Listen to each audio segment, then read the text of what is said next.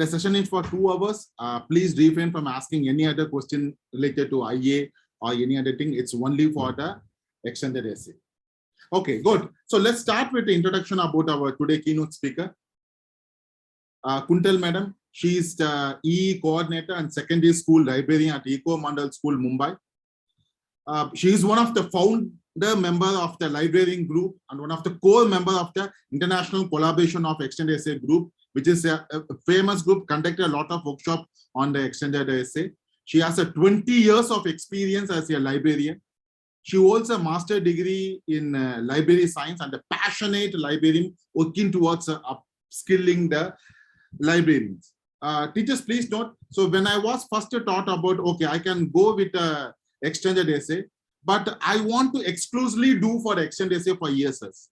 So I have approached many people. Then finally I thought, okay, why I should not approach to Kuntal Madam? When she approached, immediately she said yes. There's no other question at all. And the way actually she prepared each and everything. I personally attended many of our workshops. I personally know her. So she actually is the correct person for the extended essay exclusively for the ESS. Because in ESS, there are a lot of things in extended essay which we have to learn, whoever is having experience, but how actually we have to clutter our extended essay. So Kuntal Madam is here. Definitely this session is going to be a mind opening for everyone. So let's welcome on behalf of the ESS talk, Kuntal Madam. Ma'am, over to you, ma'am. Thank you so much. Thank you, Mr. Guru. Thank you for inviting me to this platform, and lovely to see a global community. As we always say, IB is a well-knitted and a very good connected community. I see some familiar faces like Rashna. I would like to say hi to you. She is one of my librarian member. Before I start about myself, and I know there are some queries about librarian. I would just like to give you a little bit about it. You would go to my PPT when I share, but Liferarian is an association started by a group of librarians 7 years ago. We started like what Mr. Guru has done as a WhatsApp group.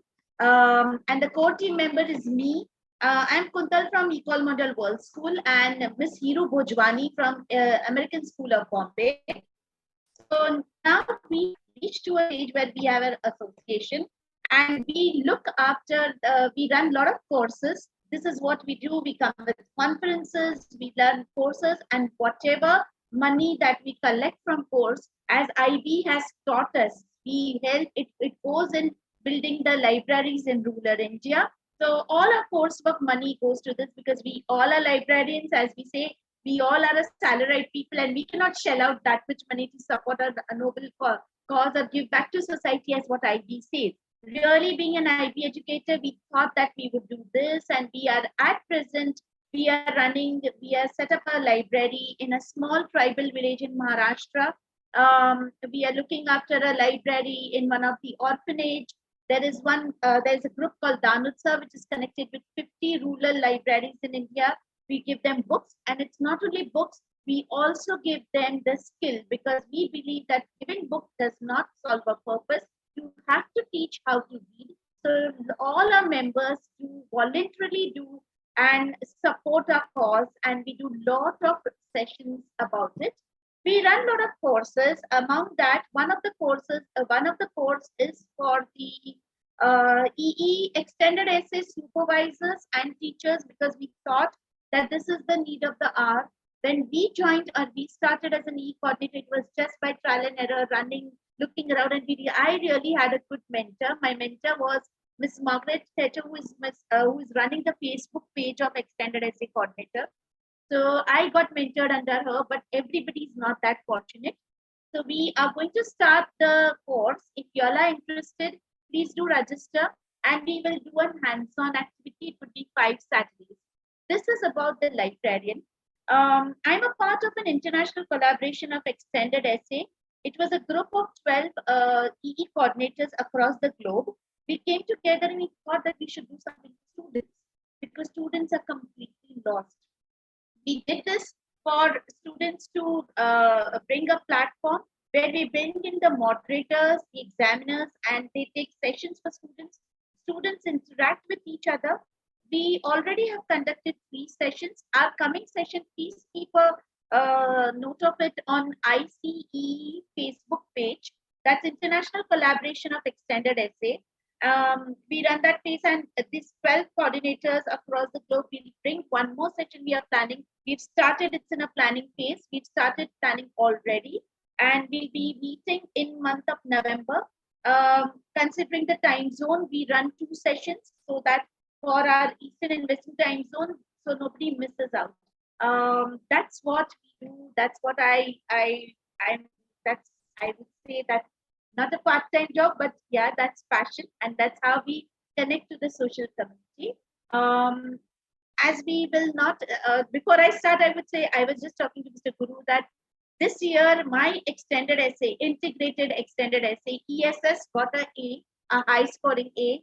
We had one student, and a world studies extended essay, which was a collaboration of economics and environmental system and society, also got an A. So I was very fortunate to guide that student and get an A and understand better. So I'll share that with you all. I'll share my screen and we go about. It's a mix of an activity. I won't be just talking.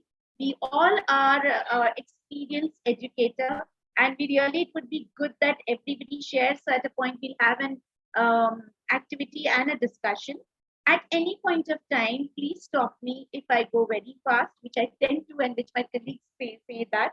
Or if you do not understand anything, please immediately stop me so that we can have a discussion. I would be sharing my screen now. So I'll be putting the librarian link in the chat if you are interested for the course of EE coordinator. Please do, and trust me, all the money, each and every penny goes for a noble cause. So that's where we give our extra bit to the society. Yeah, to start with. So this is where we said, as when Mr. Guru connected, I said we'll do A to Z of the resource. You don't need to go anywhere else if you prefer to it. So what does IB say that why ESS? Because we all know that today the biggest issue which is under the carpet, which people do not know, they are aware of, but nothing has been done, is the environmental issue. And there is a significant increase about the environmental concerns across the world, and where IB feels that environmental system in society really gives an opportunity to students to explore the topic of their interest. Since it's an interdisciplinary, it cannot be a pure environmental system and society extended essay. A student will have to select a theoretical context and methodology with the academic discipline. So there has to be one more subject which goes in with the ESS, and the student has to take that research ahead. So in this respect, the system approach is particularly effective, and students will be expected to use this approach and analyze and interpret the data. Now, when I say integrated, this, whatever you would see on the slide, it's from a document in IB where they are given a separate PDF file in their on their website in the ESS tab about the integrated ESS. How does integrated ESS look like? So it says that an interdisciplinary extended essay gives a student an opportunity to undertake an in-depth and independent investigation into topic of their choice, where they consider the relation between the subject, and it allows a meaningful connection to be made in relation to their chosen area of research. So for example, in environmental system and societies, the interaction and integration of natural environment system and human societies are explored, which is very, very important. You in coming slides will say that ESS alone cannot be a research component. You have to connect the environmental issues and to a natural environmental system and human societies to be explored. Before I go ahead, if you can put in the chat, what are the subjects that can be integrated with ESS? The best subject integration can happen with ESS. Some answers if I can get. So yeah, quickly if you can. Very well. Economics is a brilliant choice. Yes, history, geography. Eco, a very, very famous. Interesting. Chemistry and interesting answer. Yeah. Lovely. Thank you so much. Yeah, BM also. Yeah, thank you. So if you see, the most shared and the most integrated is economics. And this is why we say, this is a little bit of what IB says about that integrated approach. I'll be sharing this PPT with Mr. Guru and he will share it with you, because ahead in this PPT there are links to all the document which IB has, and the website, and even to the examiners. So, and when they say about interdisciplinary approach, as you read, it is a structured essay which addresses an area of research taking an interdisciplinary approach. So you bring two concepts together, methods and approaches of two different subjects. The development and exploration of area of study specifically appropriate to an interdisciplinary choice. So along with ESS, there has to be a geography, there can be history, there can be eco, which is very important to tell a kid when they're choosing an ESS as an extended essay choice. As a supervisor, as a coordinator, it's my duty when I introduce them to the extended essay, I introduce these three extended essays separately as an interdisciplinary approach. So though IB does not say that it has to be 50-50%, the weightage should be balanced between both the integrated subjects. IB introduces the integrated subject as they introduced first as what is interdisciplinary, because when the new guide came in, this was something new, which is environmental system and society, literature and performance, and world studies. I was very fortunate to guide all the three integrated subject, and I don't know whether it was the hard work of student or IB really looks every time there is an interdisciplinary sub EE given, it has scored A. My literature and performance scored A last year. This year, environmental system and society and world studies both were scoring on a high A. So I think that integration of two subjects and its approach really helps the student to score in the criteria.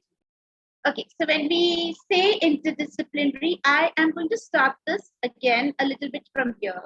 When we say the framework of the EE as an interdisciplinary subject, I'll just say into slideshow. Yeah. This document speaks about the interdisciplinary approach of the other subject, where it talks about the methodology. How do you approach the research methodology of ESS? Because ESS being in a group group 5, yeah, science group, there is a lot, it's always assumed that there has to be an experimental approach. But when it's an interdisciplinary, the other subject definitely would not be having, if it's a science, yes, the approach goes into the practical way. But if it's another subject, the research approach goes into the secondary format. So this methodology, IB's document speaks about the most relevant subject interdisciplinary approach. Now here we talk about the methods, the method of research, where it says that there is a primary method and there is a secondary method. Primary method will involve the analysis of text, visual sources, painting, play text, live performances, and personal contact. This is about, not about ESS specifically, they're talking about interdisciplinary fields. So before we actually go to ESS as an extended essay, we need to teach students about the interdisciplinary approach. So in case of environmental system and societies, student can take a qualitative data analysis approach to collection of data from fieldwork, laboratory, experimental surveys, or interviews.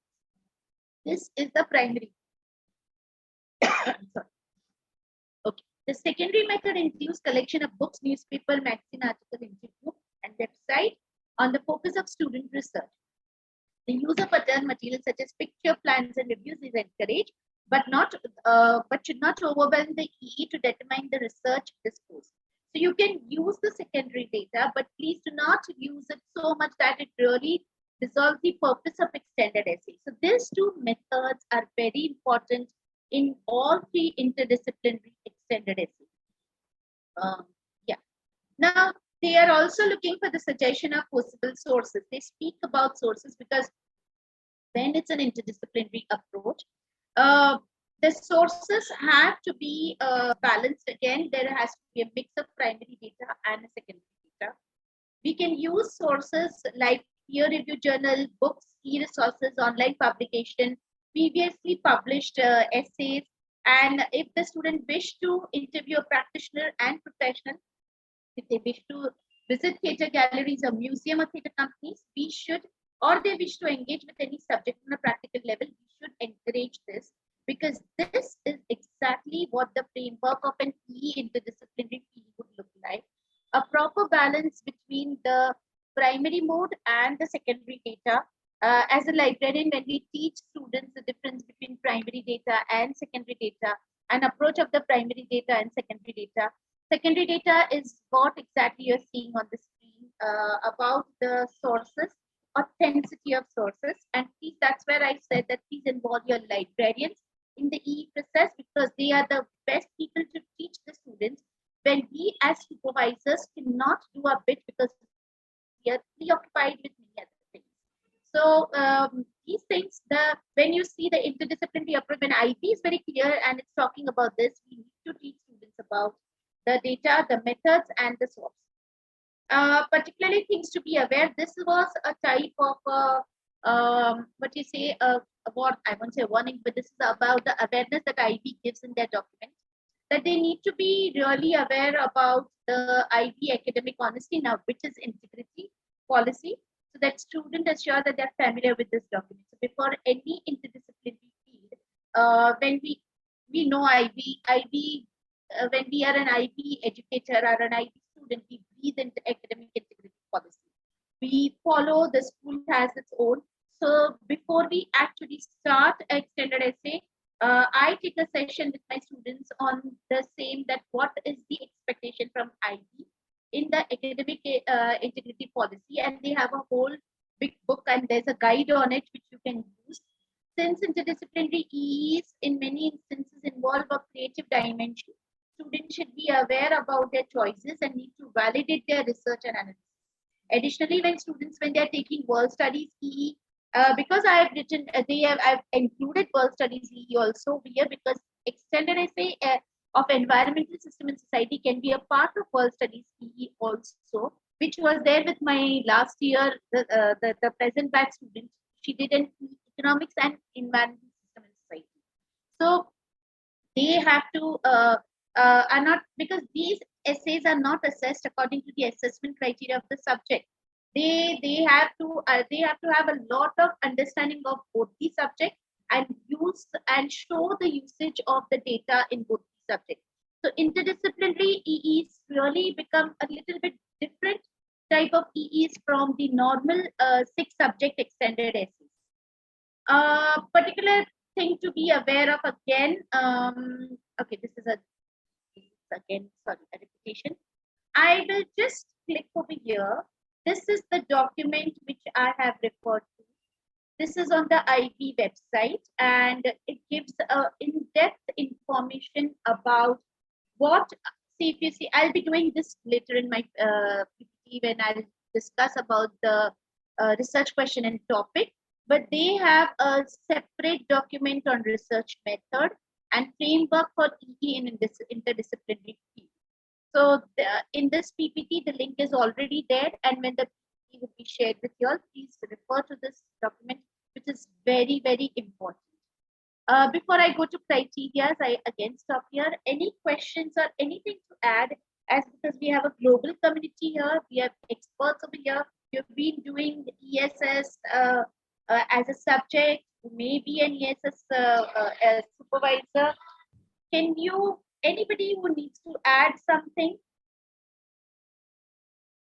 or would like to share any of their experience over here, if not on a talk, on a chat, that how do you feel, and if you have supervised an extended essay ESS, how did you look into the integrated approach?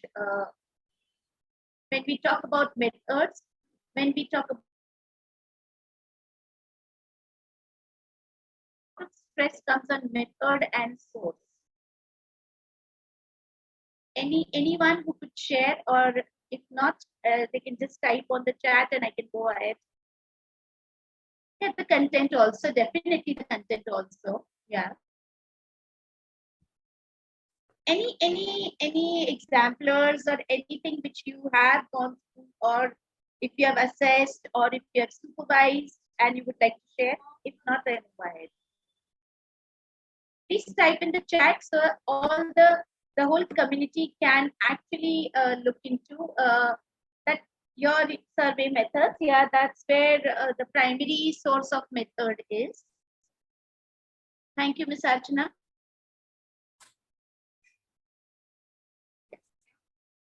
The big thing in extended essay, the criteria.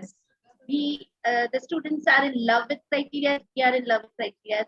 Extended essay follows criteria. We know that. And as a librarian or and an ESE coordinator, I take classes where I actually do a workshop with them on assessment criteria. And in past few years, I have seen that the more I teach them the criteria, the level of my A's and B's have increased, because along with the content would fall into the criteria. If the student understands the criteria very well, there is nothing like it, because that's where they actually can score really good. We all know the 5 criteria. We know that the focus and method is about topic, research, question, and methodology, 6 marks. If criteria B is knowledge and understanding, where we talk about the context, the subject-specific knowledge and terminology, and in integrated EE, we have to use the context and subject-specific terminology of both the subjects, which is a 6 mark. Critical thinking, this is where maximum grades are lost by students when if you see the strand, it says that research, analysis, discussion, and evaluation. So the research which you show, you analyze your research, you discuss, you give counter arguments, you evaluate your research across the extended essay, and that's a 12-mark component. Criteria D and criteria E, examiners over here would, if some of you are examiners, would agree that IB actually stress saying that this criteria are the criteria which should actually, you should be, the student must be scoring a complete grade. Because when you talk about structure and layout, it's very easy to score 4 marks. Engagement are 3 RPPFs, focus and, the process and research focus. It's a 6-mark component at 3 different stages. We'll be doing RPPF at the next stage. After I'm just touch basing on this criteria over here, because after this we go into a small activity. These are just where I'm just touching upon that focus and method. The strand is topic, research question, and methodology. So when I say examiner, that's the first thing. If the student's topic is on mark, and if the research question is perfect, if there's a proper methodology followed, it's very easy to score in this criteria. So when you say in environmental system and societies, it should focus about the interaction of the natural environment and human society. Student must ensure the topic would not be better submitted under subject area within experimental or human sciences. So the topic in RQ itself should show the component of ESS, and which is the natural environment and human society. Then, because RQ is where a good RQ will give a good answer, which is a 4,000-word extended essay. Our criteria B is knowledge and understanding. The strands of the knowledge and understanding criteria is the context, subject-specific terminology, and concept. The EE must demonstrate an effective understanding of the place of research question in a broader environmental and system society context. For example, in an essay on an effects of specific human activity on the environment, the student may use repeated measurement on the ground, satellite images, or map. This is not what I say, this is from the IB side. So they are talking about a proper understanding of the subject, the context, and the terminology used. ESS being an integrated extended essay. Both these subjects should show a weightage over here in context, subject, terminology, and concept. The criteria C, critical thinking. The strands are, as we discussed, research, analysis, and discussion and evaluation. The student has to carry out their research, taking the data from a literature source, and data they have collected themselves. So it's a combination of two different subjects, and so there are two things which we are looking over here for. Their research must be consistently relevant to the research question, which definitely is valid to all extended essay. There should be a clear step-by-step and logical argument linking the raw data to final conclusion. We will talk about this a little later once we come up with an activity. Criteria D, the most easy criteria. If they do this well, I as a librarian also and an coordinator, I take sessions where I teach them how is it the presentable Times New Roman, if not Times New Roman, but readable font 12, the margins, the headings, the topics, the pictures, images, graph, labeling them, everything, how it should go well, and how they can really score so well in this criteria, and a very easy to score criteria. RPPF, engagement, reflection on planning and progress. The strands over here are with every criteria. It's very important to tell these strands to students, and these strands are related to they will guide students more better into criteria. This criterion, we know we are looking at student engagement. So when you make a timeline, as an e-coordinator, when I make a timeline, and if you look at the extended essay guide, or if you look at the extended essay document, which I bookmark it, it's a Bible, it's just kept on I printed it and it's on my desk. You have to see that every time after the topic and RQ is being done, within a month or two, the first RPPF comes in. Within after they submit the draft, the second RPPF immediately comes in. And after the final submission and Viva Voce, that is the third RPPF which comes in. So I will just click over here. This is the more information on criteria. This is where your IE guide, this is the IE website, and this is what they have given. It's a must read. I will be in the previous link, Mr. Guru had already set up a breakout room. Here I will have to create a breakout room. So what our activity is, I'm going to put this link. We will create 5 breakout rooms. And breakout room, room number 1 would be criteria A. Room number 2 would be criteria B. Room number 3 would be criteria C. Room number 4 would be criteria D. And room number 5 would be criteria E. I am going to post this link in the chat. Please keep it open on your desktop or laptop. And when you are in your rooms, please discuss the criteria.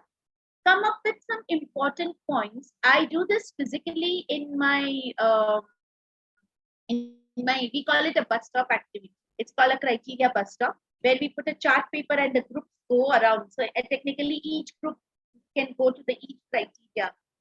I keep the chart paper, there's a bus stop, there is a criteria stop. So there are groups which go to the first criteria, second criteria, and then they present. But in Zoom, it would not be possible for you all to attend and go to each criteria. So this is the link. Please keep it open, keep the link open till I create the breakout rooms. As I said, breakout room 1 is criteria A, 2 is B, 3 is C, 4 is D, and 5 is E. Give me a minute. I have created, I'm opening the room. Okay, great. Thank you so much. Open. Okay, the breakout rooms are. And I think I'll give you 10 minutes because it takes time. Please take 10 minutes. It's exactly. It's in my watch. It is 6:48. We come back at 7 o'clock, and each group gives me the pointers. So 10 minutes time, please. Yeah. Please join the breakout rooms, whichever breakout room you feel you should be. This would be criteria B.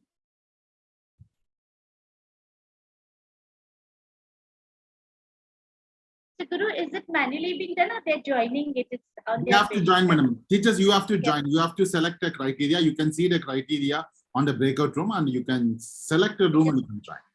Please do join criteria D and E also. There are too many people in criteria C. We'll have to pull much, Adessa. Please join criteria D. It's a very interesting criteria. You will realize that many times criteria D, it's not being done well by students because we take it for granted, structure and layout.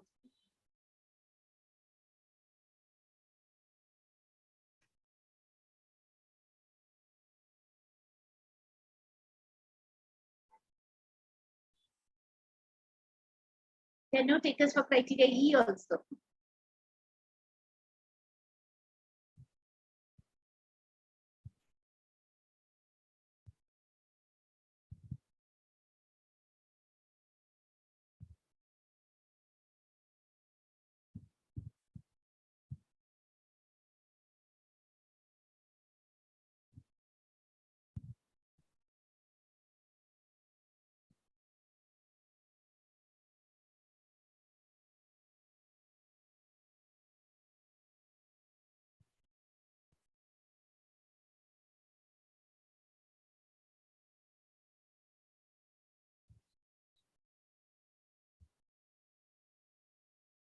Please join the breakout. I'm putting each and every one.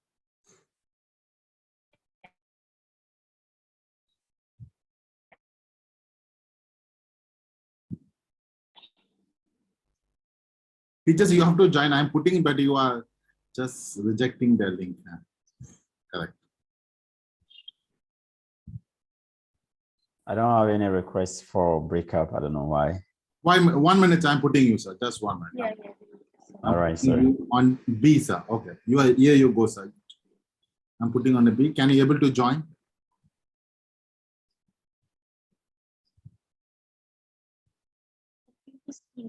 Yes, ma'am. Can be in and out. 1 minute. Ina Khan. Ma'am, Ina Khan, ma'am, you have to join, ma'am. Ma'am, are you there? Ina Khan. Yes. Yes, yes. Ma'am, fantastic, madam. Going brilliant. Fantastic. It's a very good activity. Very good. Oh, Magendra, sir. Okay, wait. Sir, good evening, sir. Magendra, sir, can you hear me? Sir, Magendra, sir, can you hear me?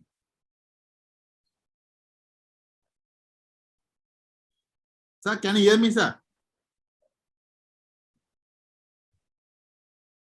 Hi, I can hear you now. Yes, sir. Sir, you joined late. So we started a breakout room, sir. So I'm putting in a breakout room. Correct. Okay. I was busy in traffic. I could not join. It's okay, sir. So I'm putting in a breakout room, sir. Right. Okay, thank you, sir. 1 minute. Thank Okay, sir. You can just jump in. Yes, ma'am. Ma'am, will you go and check it, ma'am? I will. Okay, ma'am. Then that's good. Okay. Because there are some people asking doubts, man. That's right. Yeah.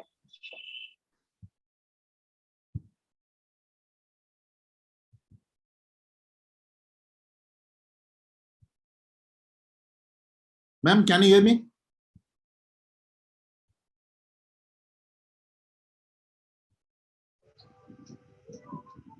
Hello, sorry, I lost the connection. Yes, I should join the breakout rooms. Yes, ma'am. Which breakout room you have there? I have to put any room. No problem. I have no problem. 1 minute. I'll put in. I will put you. Which is your favorite criteria, madam? A, B, C, D, E. This is the first year I'm going to teach the ESS. Okay, then I'll put you a tough criteria, ma'am. So that you, Okay, great. I'll put you C. Okay, great. Thank you.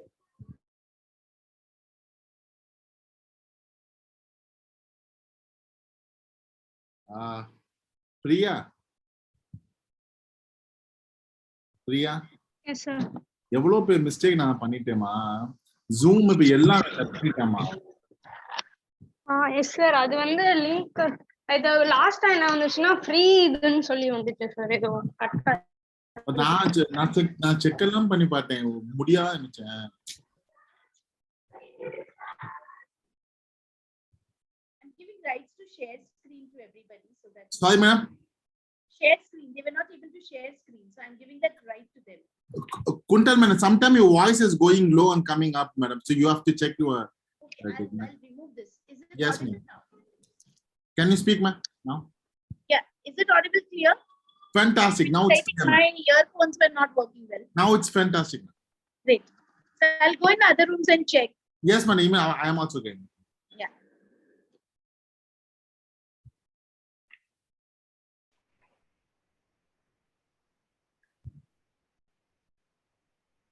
I mean, I think that's if we could identify ways of helping students to make that connection and practice those with the students, starting with small case studies and allowing them to slowly grow bigger, I think that would help. I think critical evaluation is really important here. I was trying to read the guide. But teacher, I will tell you, I'm sorry to interrupt. Okay. So I will tell you one important thing in this critical thinking.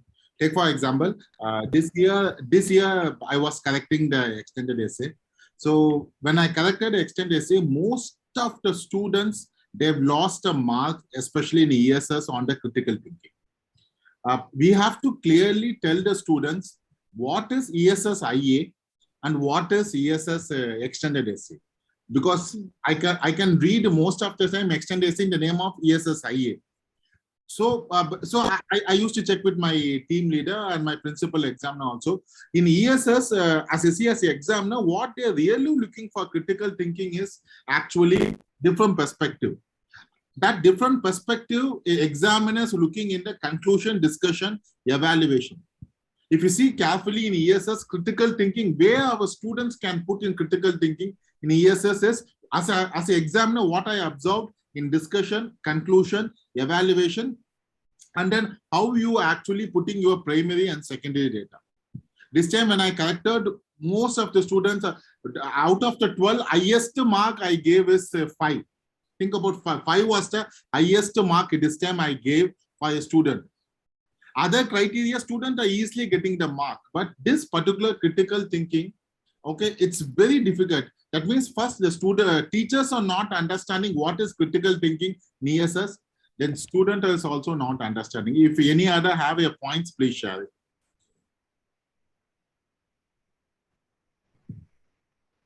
Guru sir, can you share an example with us and what the critical thinking would on that topic cover? So I think if we do this with an example, it will just become more clear. So okay, good.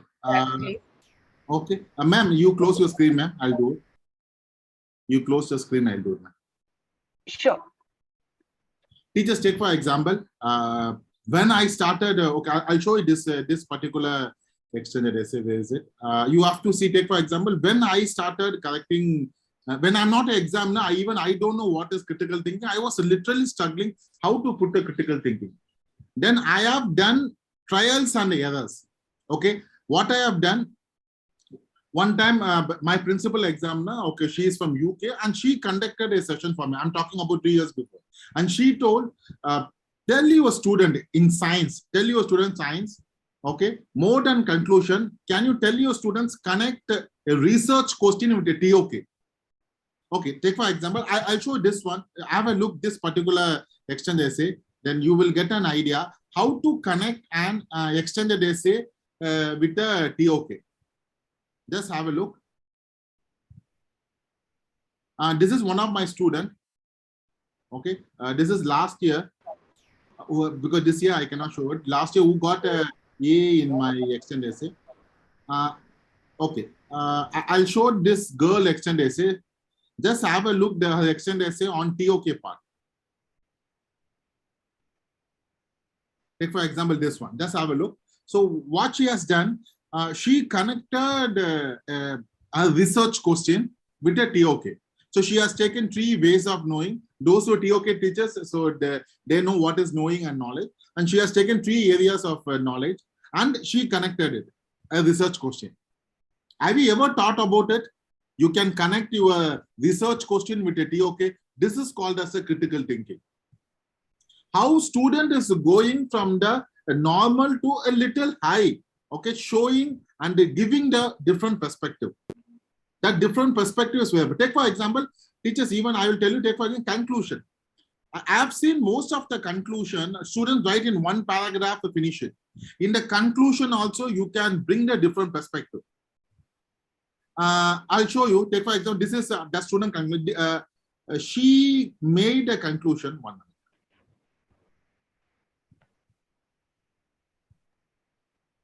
And you have to see her conclusion. She connected a conclusion with a different perspectives. Just have a look.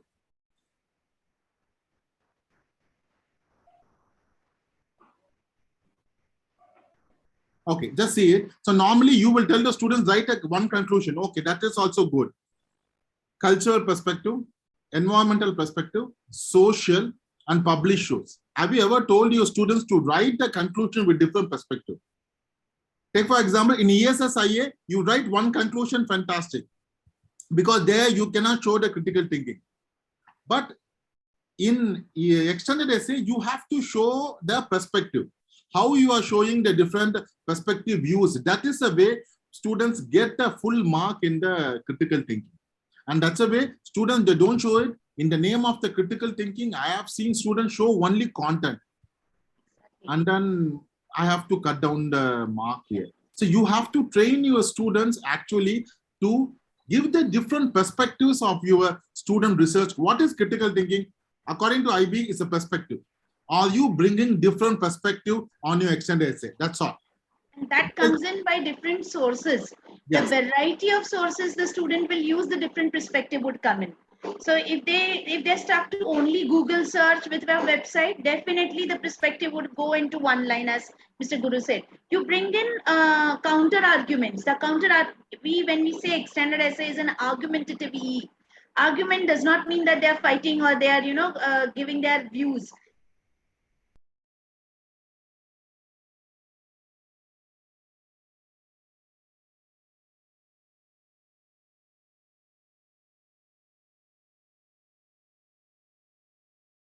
Where when I used to buy food, I used to, like take my container.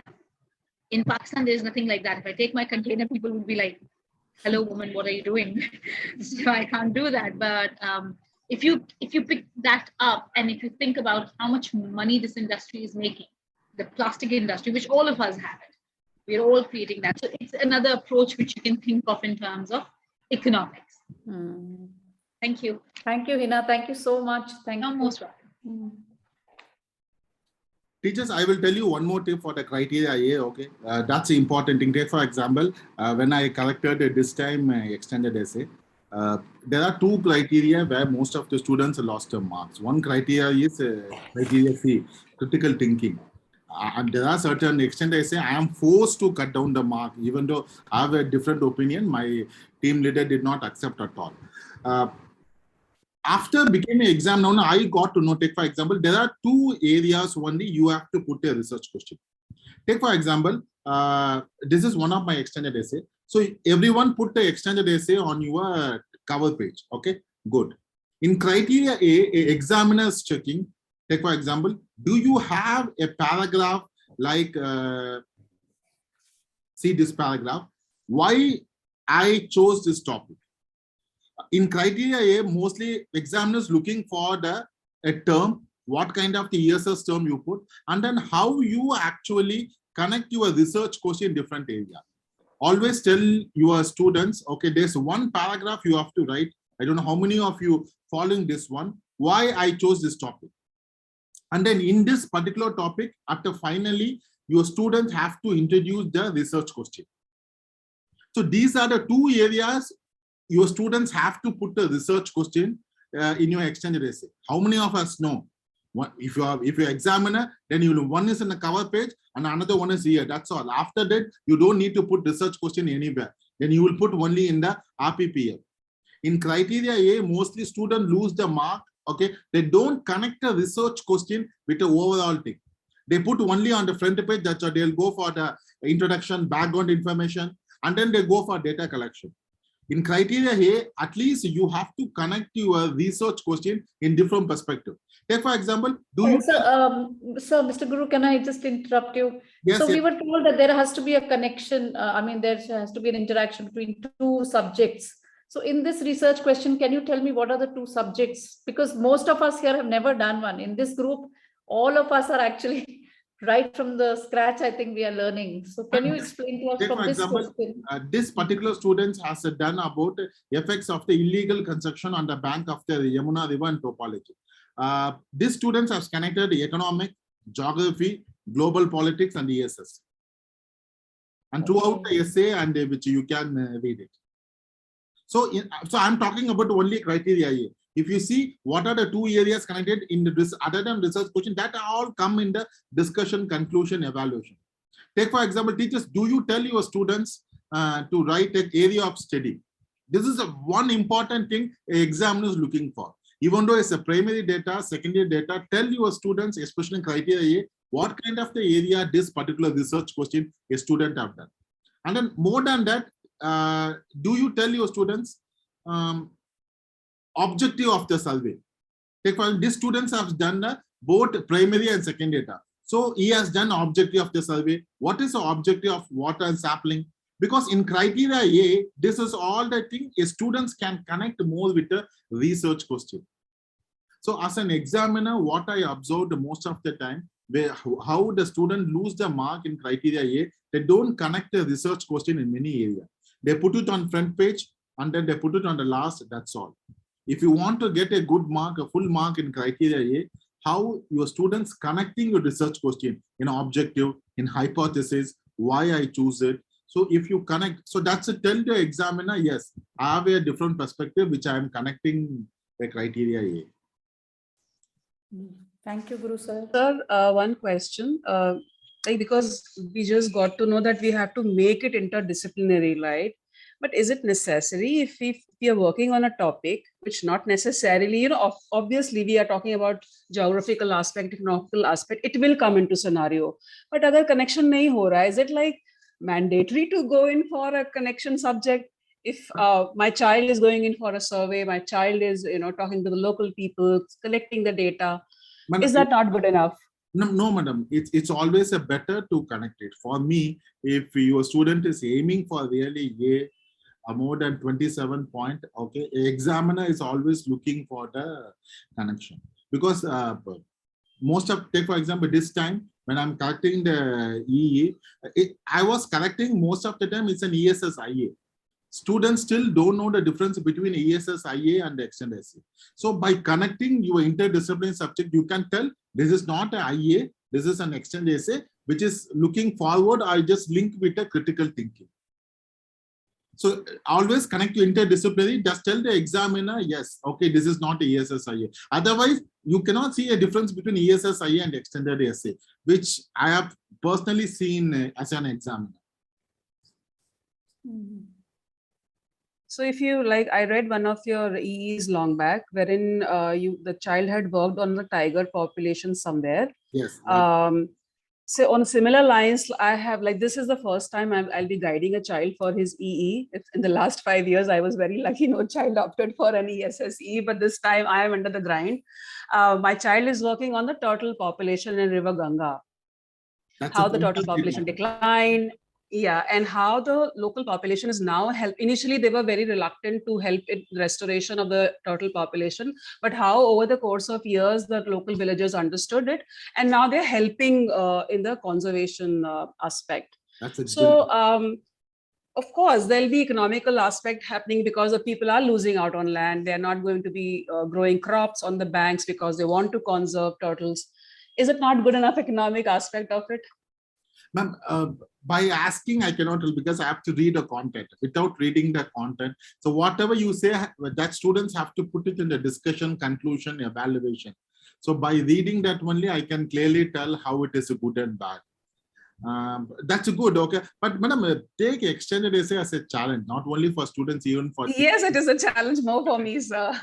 You will learn the real IB is in extended essay, not even ESS. Real IB is in extended essay and TOK. If really everyone want to grow, yes, IB, agree. Extended essay, TOK is very important. For extended essay, we have to extend ourselves more than what we're doing right now, I guess. So, thank you. And also, sir, one more question is how much of mathematics, how much of statistical application needs to be there with the data that my child is collecting, both primary and secondary data? Is it on the same lines as we do for an IA, or the graphs, the everything else which includes in the statistics? Good, fantastic. Madam, as per my experience as an examiner, for ESS IA, mean, mode, standard deviation is compulsory. That you have to put it. Okay. The same thing you can apply in the extended essay also. But if your research question required Pearson or correlation or chi-square, that's at least one beyond a mathematical thing, beyond a normal mathematical inputs, that IA always goes for the good mark, which I have seen. But it's not compulsory. But if you put only mean, mode, standard deviation also is a fantastic. But why examiner is advising to go for the Pearson chi-square, so that the child can critically evaluate a research question that can put it on the conclusion. So your critical thinking criteria will increase the mark. So what is critical thinking? It's all about your perspective. So bringing a different perspective, especially mathematical part, that will help you your conclusion, discussion, evaluation. Right. So thank you. It's always mean, mode, standard deviation. It's a good one. Thank you, sir. Thank you. Guru sir, EE cannot be done in any other SL subject other than ESS, sir? Madam, EE you can do in any other subject, madam. What is your? Yes, I'm not getting your question. So the student may choose any other SL subject other than ESS also. Yes. So yeah, can't he or she take up a EE in any other SL subject? Yes, he can, she can. No issue. Okay. Okay. It depends on the student. Take for example, in my case, there are two type of. Some students will come. So I have a passion about the ESS. I am taking extended. Some day will come. I want to increase my bonus point. I don't want to go to physics, B&M, Eco, which is difficult, which I cannot put it. So I'm coming for the extended essay in ESS so that I can put a little time, okay, to get an A or B. No, physics SL also he can take up the. Yes. Okay. Okay. Yeah. Okay, sir. Yeah. Thank you. Thank you, sir. Sheetal ma'am. Good evening.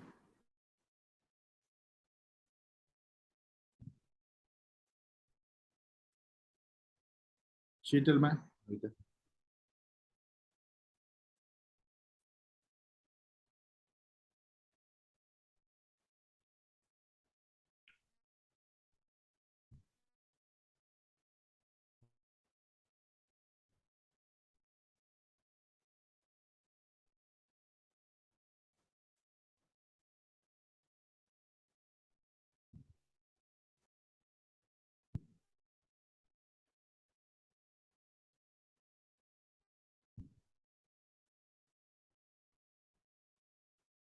But so questions also should be like, is it like 50, 10 or 15 questions, something like that is there?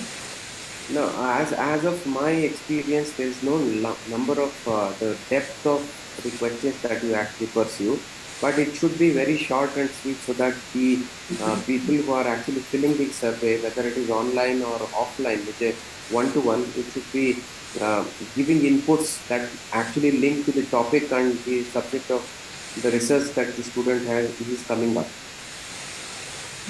So in my case, one of my students had 10 questions, another student had 12 questions.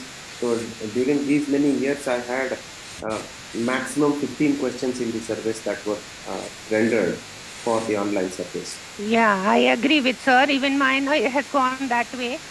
But I have seen an exemplar where 8 questions also it was very good. So actually it doesn't depend upon the number of questions. It depends upon what is your context and how many valid questions you have connected through the identification of your variables. So first, some questions will be your category based, like age or literacy rate or anything that goes under your profiling aspect. So the valid questions, how you have placed as per the choice of topic, it matters, not the number of questions. Yeah. Guru sir. Yes, I will tell you one important thing. For example, criteria B, where the student mostly they lose the mark. Because when I corrected 10 extended essay, most of the students lost the mark either in criteria B or C. Okay, so where the student lose the mark in criteria B, ESS term, you have to know the difference between ESS IA and ESS extended. When I started this time, I was started like when I started a extended essay, I was starting like an IA only. Because students still don't know clear difference between how you make a difference extended essay from IA. We were just discussing on this part, sir. IA and extended essay, they need to understand that with clarity, otherwise they lose marks unnecessarily. That is very important. We need to understand the difference between IA and extended essay. I will follow one more thing. So what I will do is, whenever a student coming for the extended essay for the ESS, so I have made a small dictionary for the ESS. It has a 500 words. So after my first meeting, after the first reflection, I'll give that booklet to my students. Okay, now you are working on your first draft. Make sure from this one on your first draft, you have a 100, have minimum 50 ESS terms on your first draft. Then second draft, again the students will put 100. So make sure, use your subject guide. Especially subject guide has a lot of glossy, it has a technical terms. Make sure your students putting the terms on your extended. Because as an examiner, I cut down the mark, this particular criteria, there is no ESS term. And the student is not connected with the ESS term. I'll give an example. This is one of my student explanations. Take for example, after the hypothesis, this is hypothesis, I always tell the students, connect with a scientific justification. What is scientific justification? Someone has already done a paper. I told actually students to take those papers and connect with the research question. This is called how you connect your research question to others' paper. And this is what IB is looking for, literature review.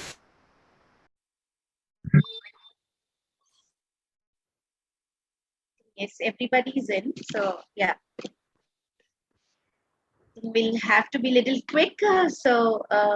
We automatically move back to the main session. Yeah, because it's 7:15, Aditi, and we are short of time if we be in more breakout rooms. So yes, from anybody from criteria A who would like to quickly give us the pointers for criteria A. I've been going into many rooms and there was a lot of discussion between E and IA. So I'll come to that at the end. And anyone who would, let's be a little quick. So I'm sorry to be a little pushy teacher over here because we're really press of time now. Come on, teachers, criteria A, any volunteer? Maybe Neelam would speak or Hina could speak from our group. Okay, so basically all of us are very new to EE and none of us have actually helped any child with the EE. So we were all confused and we were trying to basically, express our understandings, rather misunderstandings about EE, and we kind of thrashed out, and Guru sir came into the room and helped us with certain thought processes. So what we understood as a discussion was that yes, definitely it being an environmental science will have a human component to it, because we cannot dissociate human interaction with the environmental issues. But yes, definitely we will try to approach the topic in certain way that there is an integration of another subject that can happen.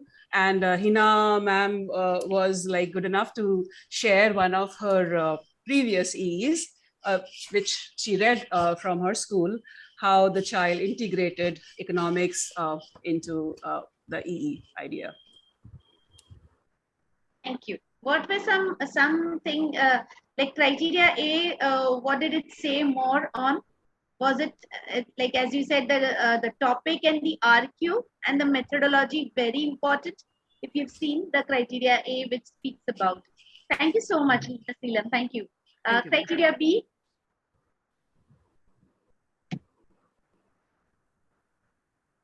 It becomes so difficult, right? When we call out to students also, and then we say students not coming up to talk. Same behavior. Yeah. So yeah, criteria B, if anybody would like to quickly give a Ma'am, criteria B, there were quite a number of discussions which happened, and then I could actually take down some of the pointers that were actually pointed out by different speakers in our group. And then I'll actually deliberate each of the points here. So there should be introduction of the broad sense of the topic in terms of the second pointer is direct link to the environment, systems, and society should integrate the topic should integrate the environment, nature, and the society per se. Then defining the knowledge and understanding of the topics and the issues that are quite clearly thought about in the topic of research. Then the fourth one, the correct terminology linking the context, concept, and the knowledge should be there.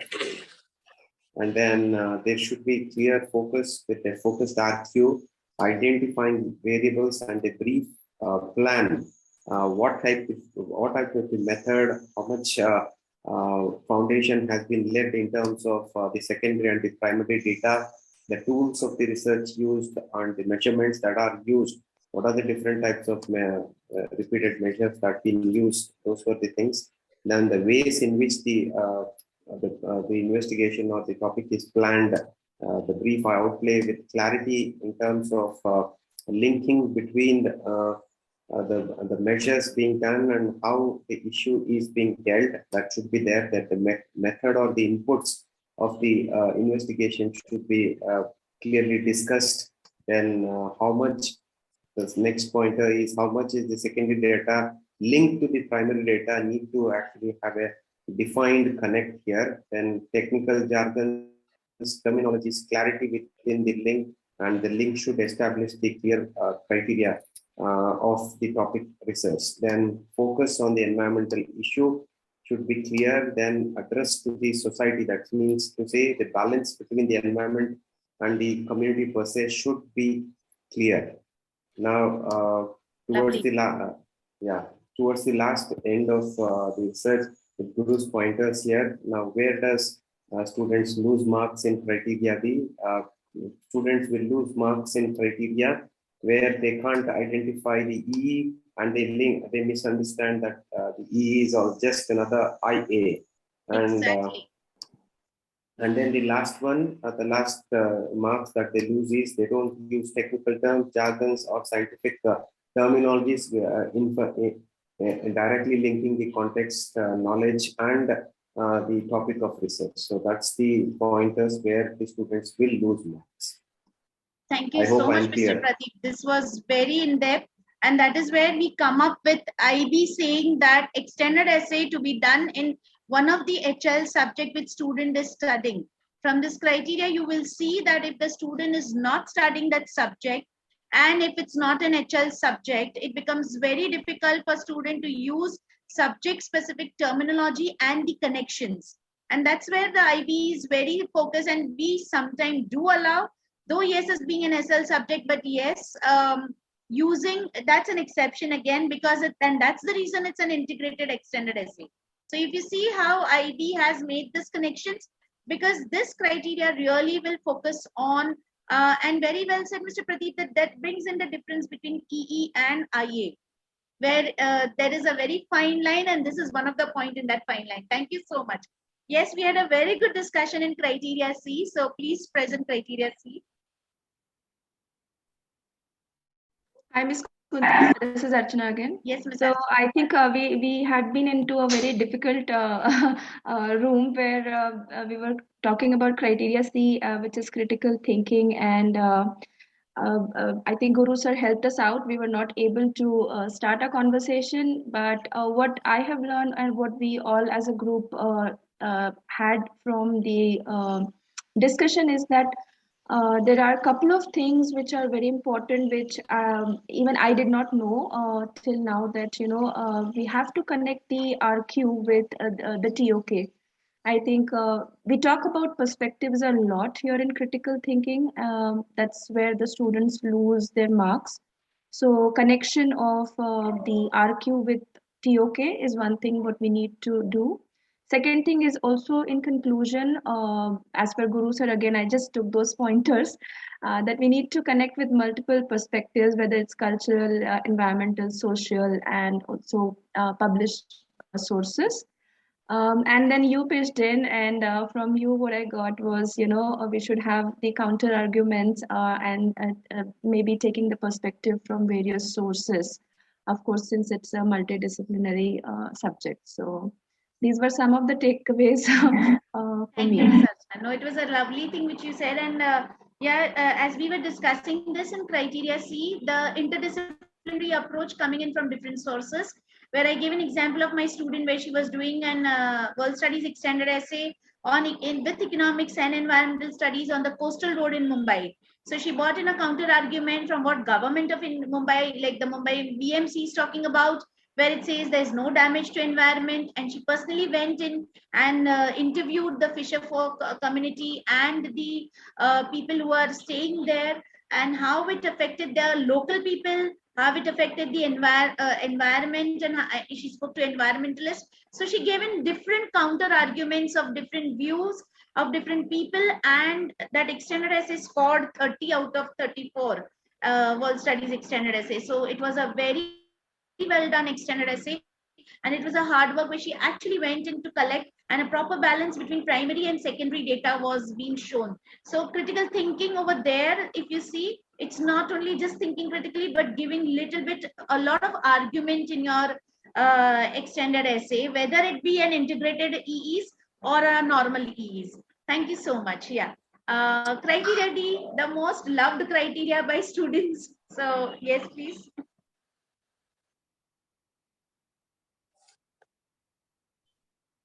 Anybody from criteria D? Teachers, any volunteer? I'll do criteria D. Yeah. So we talked about, there has to be a title page, there has to be a table of contents, there has to be page numbers, there's a 4,000 word count, to keep the font reasonable, like 7 to 8 and easy to read type of font, double space, pay attention to margins, pay attention to citing sources, bolding headings, make sure it flows, all that fun stuff. It's lovely. Sometimes this criteria is considered to be the most easy and tend to forget. Students tend to forget this the most. When you're checking that E for final time, you'll find a research question without question, which is mandatory. When IB very clearly says that RQ should be with a question mark, there shouldn't be any identification of the student or school on the page and in the essay. A properly well cited extended essay. As a librarian, that becomes, to be very frank, a headache at a time when you're checking 57 extended essays for citation with Turnitin before it's going to IB.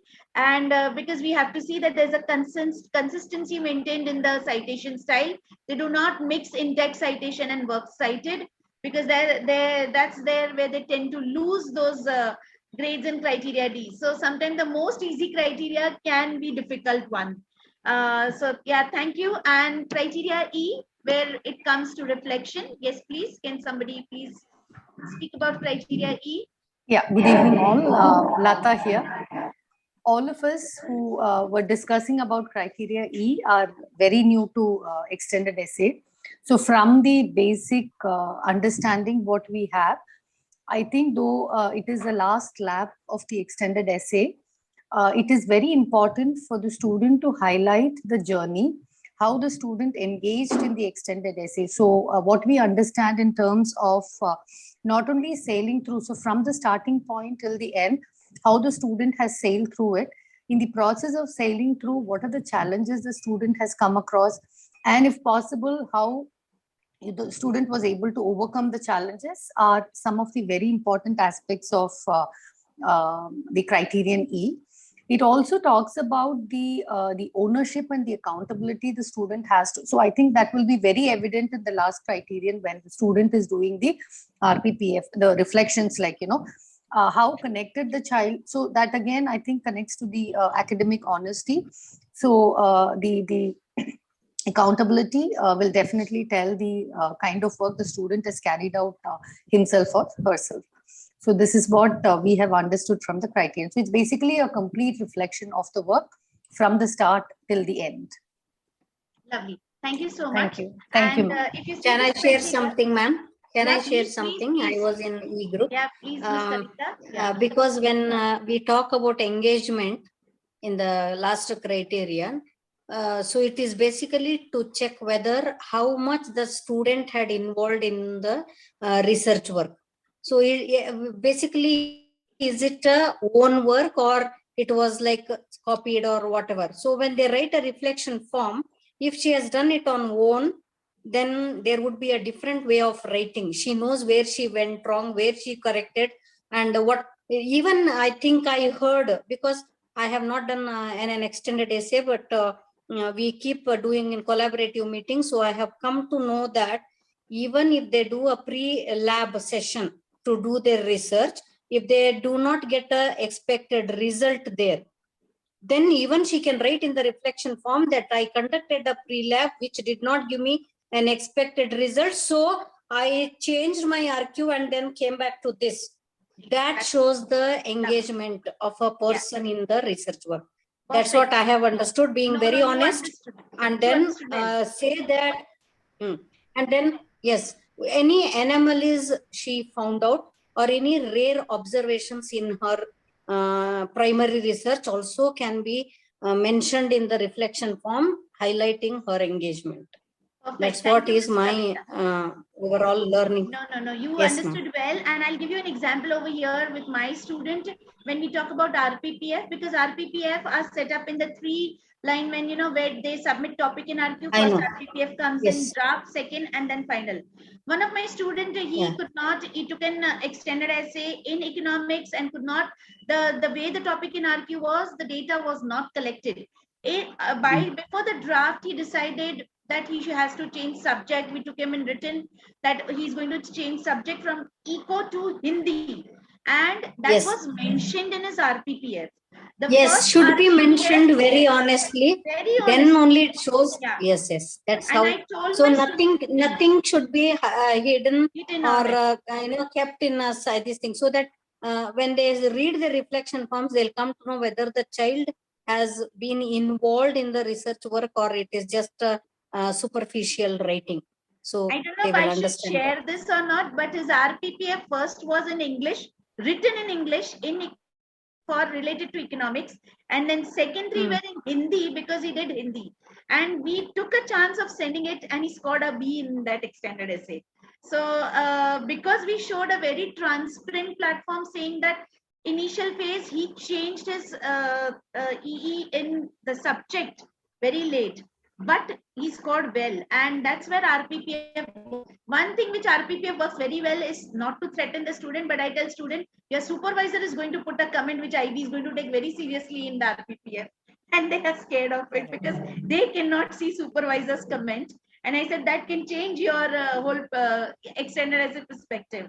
Thank you so much. Thank you, Ms. Kavita. And I think this was a very fruitful activity where please, you can do this with students also. I do it as a librarian. To make them understand the E criteria, divide them into group, and they go around, doing all the criteria, and then they present the criteria. So they understand criteria well. Yes, we are short of time, so I'll just share my screen quickly. And just give me a minute, please. There is a, till then, any questions? We have many experts here. Yes, please. Just a question. I just wanted to understand where, because criteria C, which is 12 marks, which is a huge band, where exactly the moderator are actually stingy in terms of giving marks here. What are the loopholes where the students will lose marks in terms of criteria C? Mr. Pradeep, the loophole actually comes up when student is not giving an argument. It's not a descriptive essay. You're not writing an essay, I would say in English, where you're just describing what your topic in RQ is. You need to give an argument. An argument will come up when you're referring to many sources, when you're referring to people, you have spoken to them. As I give an example of my student, where she counter-challenged the argument given by BMC saying that The coastal road is not harming the environment and it's not taking away the economic part of the fisher folk. So she went and spoke to the fisher folk. She went to the environmentalist and took their interview, and she took the statistical data and the data from the BMC's office. So there she gave an argument saying that this is what is happening with that coastal road. It's a threat to environment, it's threat to economy, but at the same time, the government machineries are not acknowledging it. So when you give this type of an counter argument, when you get different sources, so here with sources, I don't only mean by secondary data, I even mean by, like Ms. Archana was giving when we were discussing that, we were talking about even primary data to be used, so that you get in through an interview, through a survey, and when you compile that data and give your result. So that brings in and it goes across the extended essay. From your introduction to your conclusion. It cannot be just 3 paragraphs or body of your extended essay. So when student gets in this type of an argument, and you will see this in other extended essays also, that when this argument comes in, criteria C, they scored well. See, because the strand itself of criteria C is for speaking about research, analyze, evaluate, and describe. So that discuss. That's where that strand is. The students have to be taught on that level where they can. And they can very well give, somewhere even I have found that a good citation also helps in, because many times students tend to bring in an argument but do not give a good citation. A citation will show the different sources that they have used. So I tell my students to cite everything, whichever argument, whether it's sometimes it's a primary data, mention that it's a survey being done. Sometimes and secondary data definitely needs to have a citation. So good citation also helps into bring that extended essay. I'll show you an example of my student who scored A this year in ESS. So I'll just quickly go and share my screen, because we're coming to another topic of choice of topic in RQ, and another important thing in an extended essay. As we say that this is from IB guide again, that ESS focuses on interaction and integration of natural environment science and human societies. So there's natural environmental system and human societies. So an E is in the subject should give significant, though not necessarily equal weightage. They have stressed on it. So it should not be 50-50. It can be 70-40, 30-40. Not necessary, but there has to be a second subject in it to both the dimensions. The topic should allow students to demonstrate somehow environmental system and societies function together. So for example, you're studying pure ecological principle with context to human interaction with the environmental system and addressing philosophical approaches to environment in relation to specific natural system. This is what IB is looking for, a good topic and RQ for ESS. These are some examples of focused and broad topic, again from the IB guide. You will find small brackets. I have given in-text citation and citation at the end, because this is, I've taken it from the guide. So if you see, the focus topic is, if they say environmental effect on mining, too broad. You have to focus it on. The focus topic will bring in RQ. As a librarian, when I take sessions with students, we tell them that from the focus topic, the keywords would come for your RQ. So there are certain keywords which will come. So if this is the focus topic, there can be the keywords like ecological recovery, bauxite queries, and the place from where it is happening. So from this, the RQ would come up. So you should have a focus topic with a focus, so that a focus RQ can come up. If you can just see, and read that how much is the difference between the broad topic and the focus topic. Because the beginning is this, if the base is strong, the conclusion will be perfect. So now these are some examples of topic RQ and suggested approach which IB is giving. I've not taken all. This I've taken because I did a similar type of an ESS EE, one of my students did a few years back, where the ecological footprint of school cafeteria was to be looked into. It's very simple, don't have to go out anywhere. So the research question was, what overall estimated of the environmental impact of school cafeteria can be made in terms of an ecological footprint. So they're showing something in environment, and there is something which is there with the community. Sorry. So the approach over here is an analysis of record and practical measurement, assessing the inputs and outputs of the cafeteria, and synthesis of the data into a holistic model indicating the environmental impact. This is how the approach of a student would be when they are taking such a topic and RQ. I will show you that link where we will be doing, where you can use this. Now, there was one more topic in RQ and suggested approach, comparing air pollution level between the rural and urban area of the UK. So if you see from the topic, what are the key points that are coming up from the, when we say comparing air pollution level between rural and urban areas in UK. Yes, focus topic, but a two very broad topic for RQ. So when we say we are dividing, we are taking the key points rural and urban. The rural comes down to one particular state, country, and place, and urban comes down to one particular place. And when we say air pollution level, this key point comes down to the significant difference in air quality. So it becomes more focused. So this is how we do a session with students to bring up key points, and those key points can come into more specific words over here to form a very focused RQ. So is there a significant difference in air quality between central Cambridge and Swanston, UK? So here the approach is what? A fieldwork investigation using data loggers and probes to collect data, comparison of results with secondary data from different regions. So you see a very well combination of primary fieldwork investigation and the secondary data of both the different regions. So this is how we need to guide our students. I'll be sharing this sheet. This is where you will, this is, I went more into detail as a librarian, we do this. How do you treat your topic when there is a primary data, there is a secondary data, and there is where you combine the data. Sorry. Yeah. So literature review. As a librarian, we teach students about this, that before you start any topic in RQ, here the literature review means that do some background reading of the topic, regardlessly of the method and research. Just find out what has been written, what has been done, what are the different research available. Primary data, before beginning the investigation, students should read about different methods of collecting data. A librarian can play a very good role over here, where she or he can take classes or explaining them how to collect different data, what are the ways in different data, not how, but what are the different ways in the different primary data could be collected.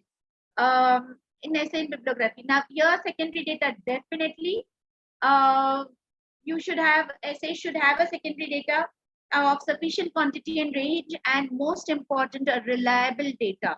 Again, a librarian is a very helpful asset over here, where he or she can conduct classes to teach students as what is reliable and what is not reliable, which I do with my students. So students should use only those sources that have academic credibility, whether it's print or online, and their bibliography should be sustainable, not limited to few sources. Very important. This is not to few sources. Variety of sources should be shown. That does not mean that the student just overfloods the bibliography, 50 to 100 sources. No, a good amount of 30 to 40 sources can be shown. Again, analysis, a very important thing over here. Whether their source of data, student must produce their own analyze and argue their own conclusion. They should bring in an argument.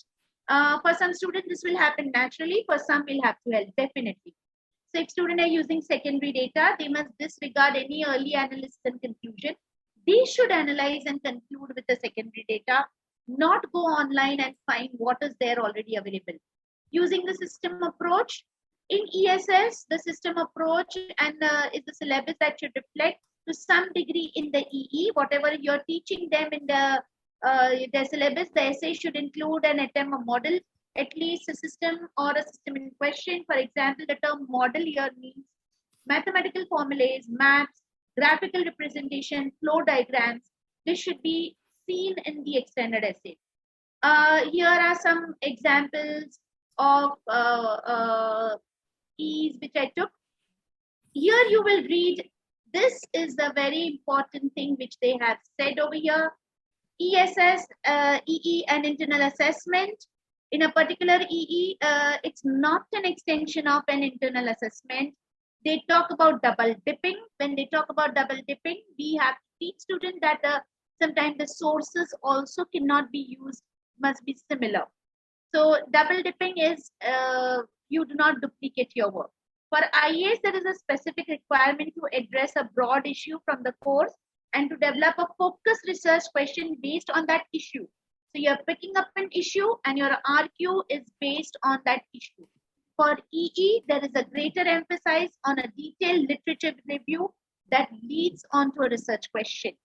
So the biggest difference over here, if you see in IA and EE, is there has to be an issue and a topic, an RQ, which is IA.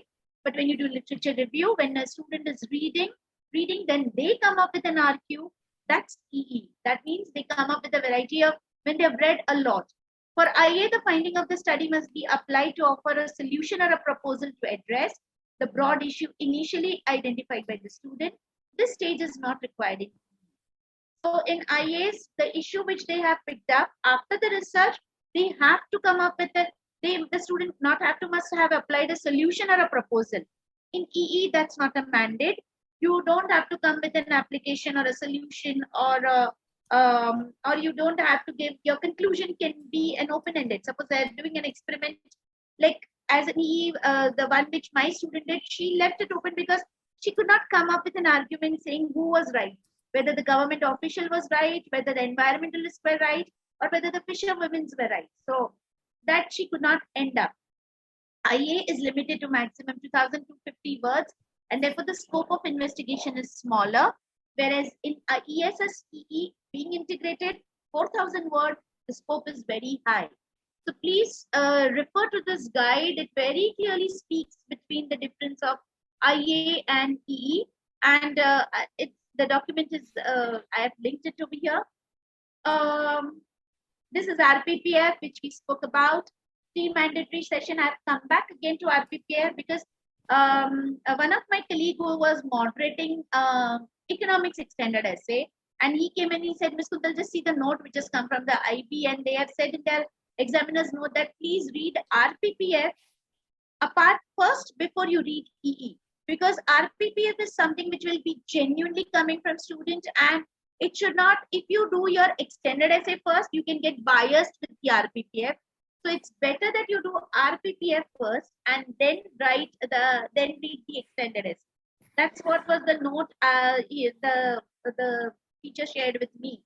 And from there, I tell the student that this is very important, a 6-mark component.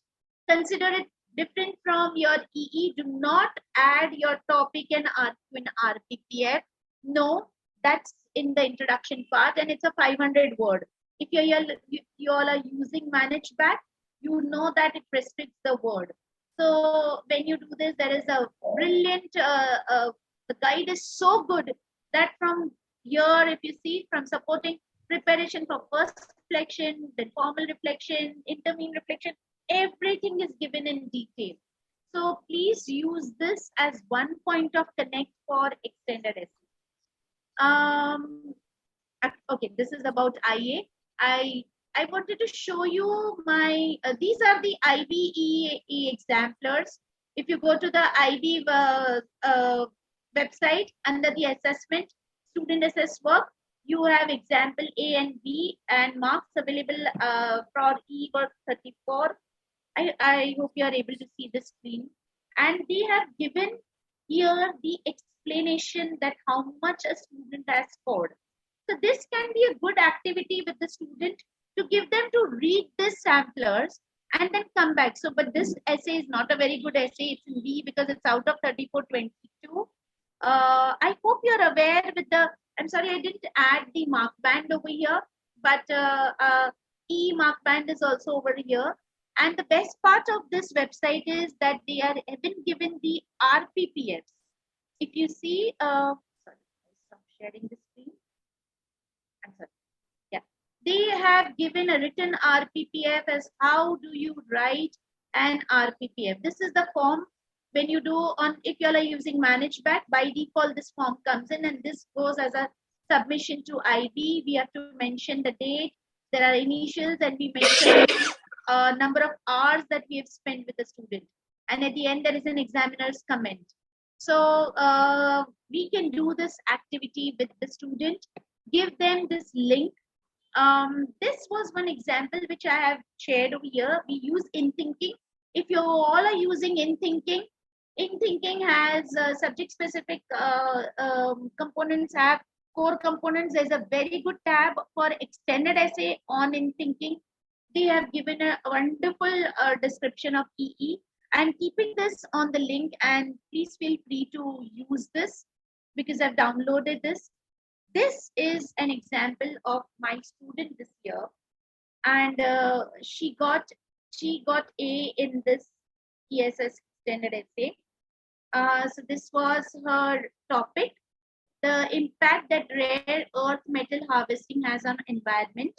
So she was very confused, and we took this rare earth metal and the environment, then we had to add a country. So to what extent has mining and processing of the rare earth metal, like the two metals, impacted soil and water pollution in mining state of India? So we came to a more specific thing that when we talk about environment, the pollution which we took for soil and water, and then we said mining states of India, we did not mention these states. This was a table of content. If you use the, this is where she gives her a table of content. If I'm fast, please let me know. And this was an introduction. If you see that she's given a lot of secondary information about, she explores the economic part over here. She uses the information from Indian Bureau of Mines. She uses pictures. Though her data was a completely secondary database extended essay, she could not take interviews, yeah, but she did take the secondary data from the government of India's official, and then she presented it well. And this was this extended essay scored A this year with us.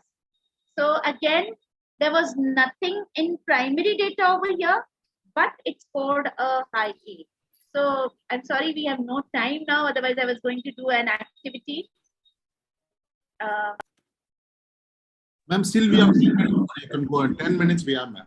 Yeah, but then I'll keep it open for, this activity won't happen in 10 minutes because I wanted to give a topic, I wanted to give an exemplar, and they could have looked at it from the point of view of the criteria. So you can put the link, madam, they can do it later. Yeah, that can do it later. So in fact, in this 10 minutes, I would really appreciate if you can come up with your queries. If you have any queries, we discuss. We have many experts over here. It's Mr. Guru himself is an expert. We have, I was speaking to Miss Archana. She's very nice. She gave a lot of insight. I'm sorry, I'm forgetting the name. I spoke to somebody else over here. Even that ma'am was giving a lot of insight. So please share your expertise, because this is a platform where we can exchange a lot of things with our new teachers. So yeah, and open to questions, and let's discuss. Ma'am, I will start my question, ma'am. I have a doubt. Ma'am, there's one question always all the teachers, they used to ask me also. So I want to know your perspective as an experienced EE coordinator. Ma'am, is there any difference between the students' mark doing primary data, secondary data in science, especially ESS? Will that make a difference, ma'am? Sorry, difference between primary and secondary data. Now in ESS being an integrated extended essay, the secondary data would be more from the other subject.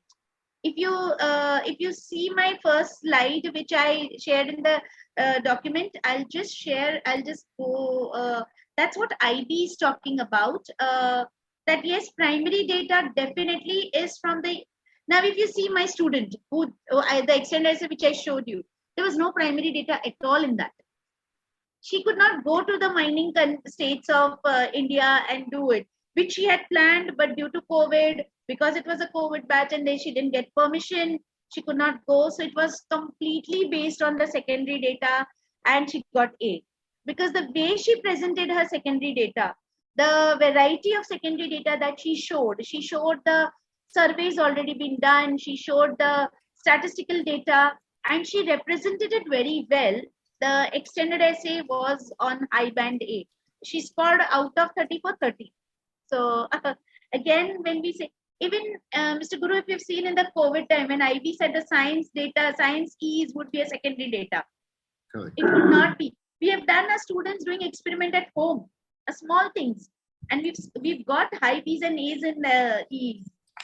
So it's how you present and how you. I think that's one thing we need to teach our students. Somewhere I won't say that somewhere being a librarian, that's been a little bit blessing on me, where I could actually guide, take sessions with students, because as librarian we are trained in research skills. That's our what our degrees train us for, and that is where we. So placing secondary data, authenticity of secondary data, looking at how secondary data is not a fake data, that helps a lot. And that's where a clear evidence with my students.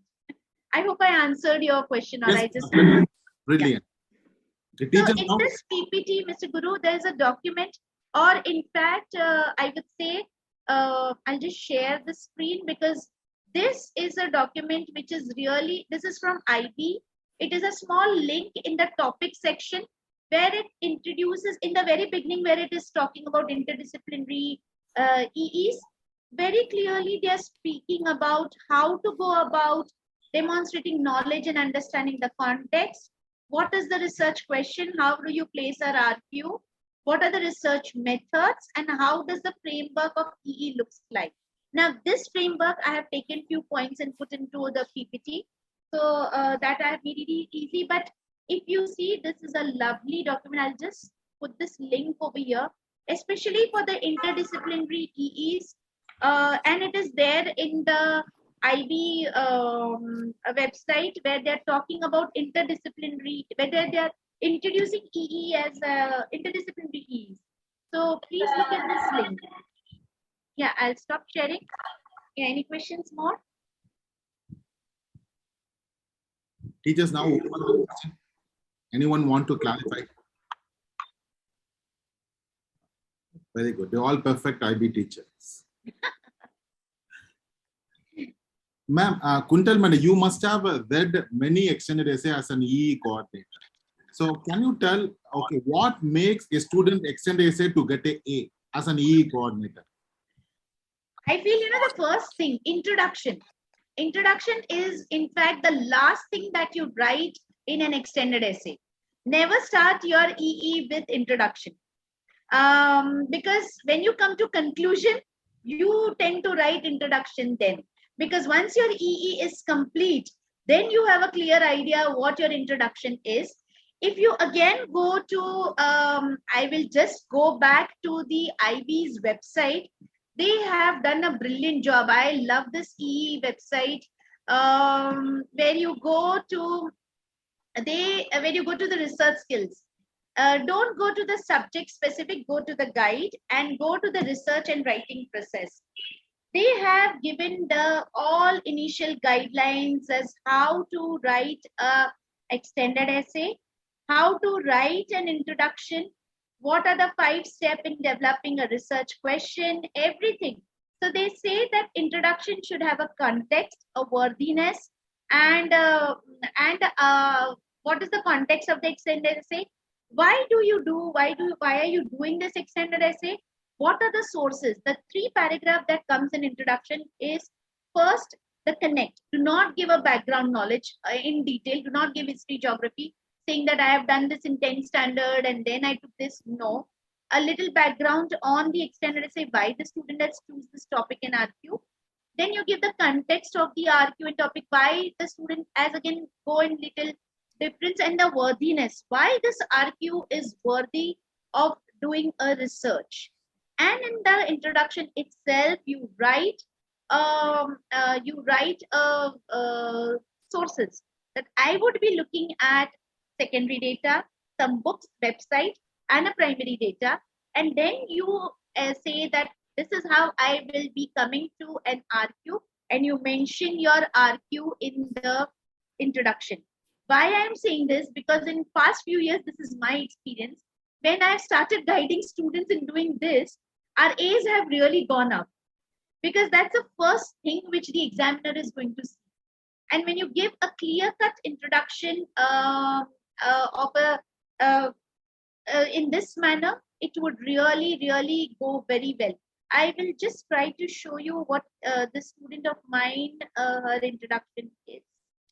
Though she is given a little bit, because it was again in integrated extended essay, introduction can go little big than the normal EEs.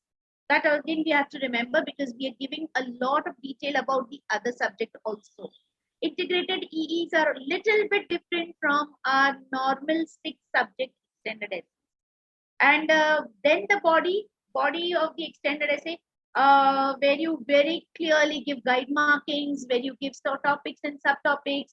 Each of your diagrams are labeled very well, which the guide very well says that from figure 1, 2, 3, all the diagrams should be labeled. So it should start from figure 1, it should end at figure 10. That's where complete 4 marks comes in the criteria D. And each and a well-cited extended essay.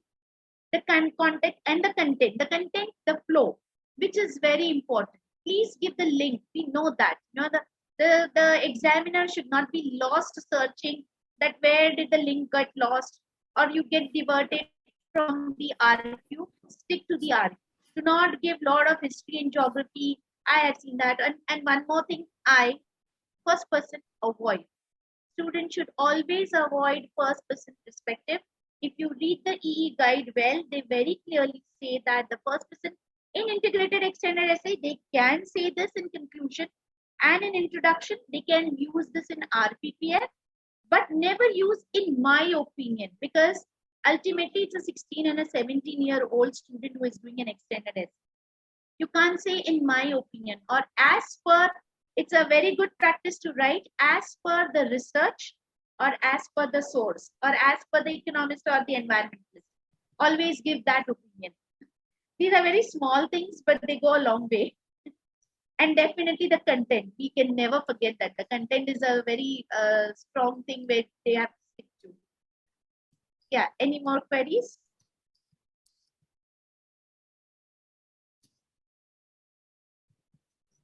Brilliant, man. Fantastic.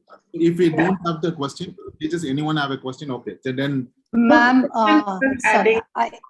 sorry, Lata, you want to go ahead? Go ahead. Yeah, thank you. I have probably it's a very basic question. So is it important for the student to stick to a local issue when they look at an extended essay? Okay, now that's a good question. Lata, where world studies extended essay or the integrated environmental study local, yes, it would be good if they stick to the local, because if they're doing an experimental EE, if they need primary data, it would be better that they get information over here, but it's not mandatory.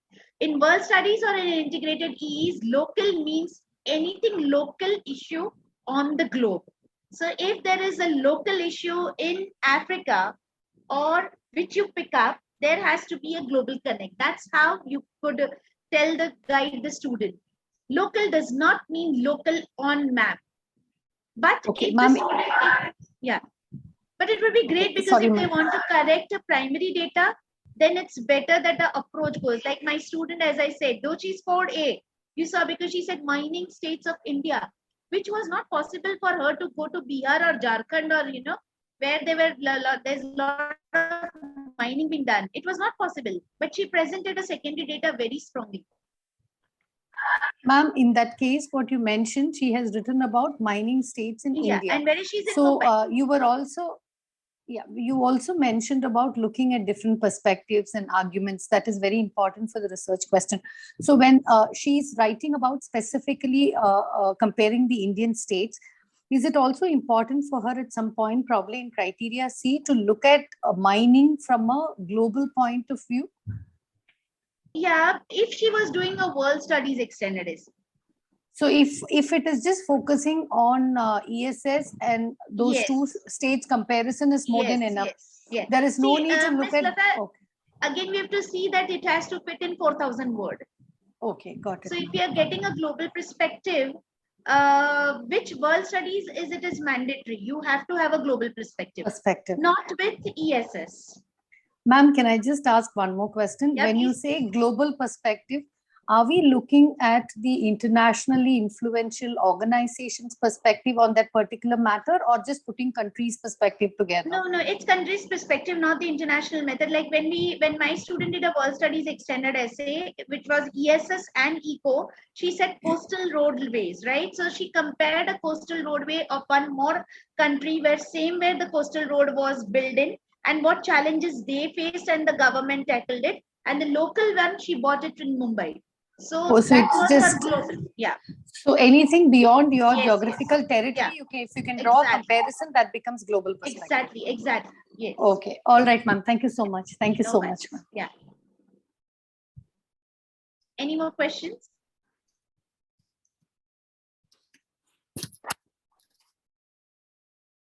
Good. Okay. If we don't, Archana madam, you want to ask, go and think? Archana Mathur madam. Yeah, Ms. Archana.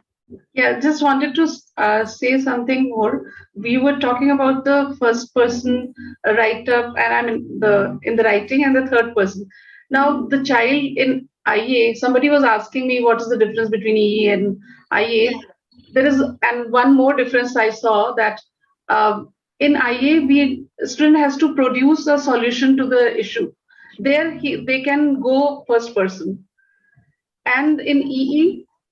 And in EE, the third person will be fine.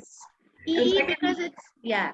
Yeah. And the second point, which Lata was also discussing, global connects in world studies give more broader gamut for the extended essay, where we start with the global issue. In EE of ESS, we can have a local connect, basically, and which we can link it to the global. Yes, right. But in that process, what happens? Volume of work gets more. Complexity of the methodology goes more. So teacher has to do a fine tuning with the student in the volume of the work and the gamut where you can present the EE. Exactly. I wanted to. No, Ms. Archana, thank you. This was a very valuable input, as we say, because you're looking at a 16 and a 17-year-old or an 18-year-old doing a 4,000 word extended essay. So if we give permission for a very huge and a broad topic, and that is why I brought this topic RQ discussion, which is very important, because if their topic is not focused, the RQ would not be focused. And if their RQ is not focused, they will tend to go, off track. So very important to begin with topic and RQ. And as Ms. Archana very rightly said, that ultimately you won't be able to fit it into a 4,000 word. So, yeah. Okay, that's a brilliant. Thank you, teachers. Okay, we have a closing ceremony. We have 3 teachers. They had feedback about the session. So may I request first Archana Gaikwad, madam, please share your experience about the session. Thank you, Guru sir. Thank you, Kuntal ma'am. It was a wonderful session again, and I know this is. I just completed 1 year teaching ESS, and because of Guru sir's PD sessions, I think I had only one extended essay last year, and it scored B. So I'm still okay with that result. Although after Kuntal ma'am's session, I got so many insights, especially about the criteria C, critical thinking, and all. I learned a lot, and I'm so hopeful and pretty sure that I would turn that B of extended essay into A next year. And a lot of takeaways in terms of, especially when we see of one of the difficult criteria C, Guru sir and Kuntal ma'am has shared a lot of pointers. And I already explained when the review for that session came in. And I actually, Kuntal ma'am and Guru sir, I just wanted to have one more thing. I don't know if that would work in future, that, if we can have an exemplar EE, and then we go by, by sections or the criterias, so I think at every section, once we have an exemplar in front of us, I think we can have a more detailed discussion. And Miss Archana, I had planned that today, but then there's a time constraint. Oh, Because is it? Okay. we can plan it next time only for an exemplar, looking deep Yes, diving in extended essay with criteria. Definitely. I think as a newbie, I think I would definitely want to go over certain exemplars, and that would make me think more and come up with questions. So, but otherwise, I just love the session and a lot of new insights and learnings. So thank you, ma'am. Thank you, Guru sir. Ms. Archana, you can look into the SS part of the E website, because a simple exercise, take a printout of it, try to assess, go back to website and see how they are assessing it. Yeah, the Because grading they've wise, already right? given comments as how much each criteria is scored. Self-learning sometimes helps more better, because we don't know when we'll meet next. I would definitely do that. Thank you, ma'am. Yeah. Thank you. So, okay. Teachers, we have 2 more teachers want to share. Before we go, I request everyone, please share your feedback on the WhatsApp group also. Okay, we have a Me Too Madam. Me Too Madam, please go ahead with your experience. Yeah, thank you, Guru sir. Thank you so much, and thank you, Kuntal ma'am. Guru sir has always been always an inspiration for me, and I have been learning so much. And today it was an amazing session. And Kuntal ma'am, I would really like to thank you, because the entire thing as guide was there on IB site, but I never when I went and read it, I could never connect it. But today, when you took us through the site, it made so much of sense. I was like, oh my God, everything is there in front of us, and we are just not able to comprehend it. So, like with the examples, with the explanation that you took us through, the guide and all, it was amazing. It made it like so much sense. So I think I'll be able to do better justice now. And like it was an eye opener how you explained the difference between IA and extended essay, and how you told us that RQ should be connected to TOK. So it was all so informative, so insightful. So I'm really thankful to you both. Thank you so much. Miss Meetu, the homework is looking deep diving into the extended essay website. Yes. I'll definitely do that now. Thank you. Fantastic. Thank you, Meetu Madam. Okay, we have a last one more teacher. Loli ma'am, thank you very much for joining. Please go ahead with your feedback. Thank you, Guru sir, for providing such a platform to us where all the ESS facilitators can actually connect with each other and share the experiences. Because as we know that by sharing our experiences, we tend to learn more. Thank you, Kuntal ma'am, for adding to our knowledge. So there were so many things that we came to know for the first time. As Meetu ma'am just said, that extending, linking the E question, the ERQ to the TOK, that was not something which I was very well aware of. And then, with the different perspectives, when we are concluding for the critical thinking part, then linking it to different perspectives, that was something which is really, it was an eye-opener for me. Thank you so much, Kuntal ma'am. Thank you, Guru sir. Thank you. That's a brilliant. Thank you, Loli. Teachers, one important thing, okay, we have to see in this pandemic, this extended essay plays a very important role for all of us through the Zoom meeting. So I take this opportunity to thank Kuntal madam. It's an amazing, I will not say it's excellent, it's an amazing session, especially for the teachers who are going to first start. Teachers, you have to see one important thing. We always see extended essay just for a mark. But please don't extended essay beyond a mark. Okay, don't see extended essay and TOK is only mark, because your students will not take your topic 1 to the college or topic 2 to the college, but the extended essay, okay, and TOK will throughout the students will come. That's important thing I have learned from today's session, how you have to take the extended essay for the students throughout.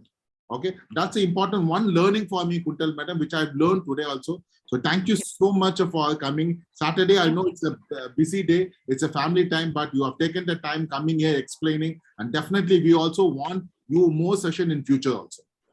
I thank you for calling me, because I always believing in good networking. I met lovely people today, and as Mr. Guru, you said about skills, extended essay is building up on ATL skills of research, communication, and self-management, which IB speaks about. And you will, it becomes a blessing when students come back and say, Miss, we were so quick in doing essay because you taught us the research skills in college. You know, that's the difference between an IB and a non-IB student. So we thank IB to give us this platform also, you know. So thank you, Mr. Guru, and thank you to lovely educators over here. If you are ever interested in our course in extended essay and supervisor from Liferarian, we really give it at a very, we don't charge as IB charge. It is at 8,000 Indian rupees. We run 5 sessions where we do hands-on into detail of extended essay. So if you feel so, I have put the website link. Please go through it. Thank you so much. Thank you for calling me over here. I'll be And we'll be sharing in touch. all this link and Good, sir. Okay. Good, sir. Can I request something? yes, ma'am. Please go ahead. Now all group criterion groups, no, we actually shared our pointers. Yes, ma'am. Can we request all of them to share them in our WhatsApp group? Criterion A, these are the pointers, something like that, so that we'll have a record of that. Madam, I'm working on it. Definitely. That's a good idea. I will work on it. I will do it. Yeah, I know, because otherwise we will miss on certain things here and there. So if one compiled paper, if we can prepare or you can share to us in the group, it will be wonderful. Definitely. That's a good idea. And teacher, I'll be sharing all the Kuntal Madam Liferarian record and then link every. All those. I request also you also please have a look and share to your school, your DPC, your other teachers. Those who are interested, they have to come and join. So thank you so much. We will meet another ESS talk. Kuntal Madam. Thank you, sir. Thank you so much for arranging this. Please put your feedback on the WhatsApp group. Teachers, please share your feedback on the WhatsApp group. Thank you. Thank you so much. Thank you so much. Thank you so much. Please share your feedback on the WhatsApp group. Thank you, sir. Ma'am, please wait.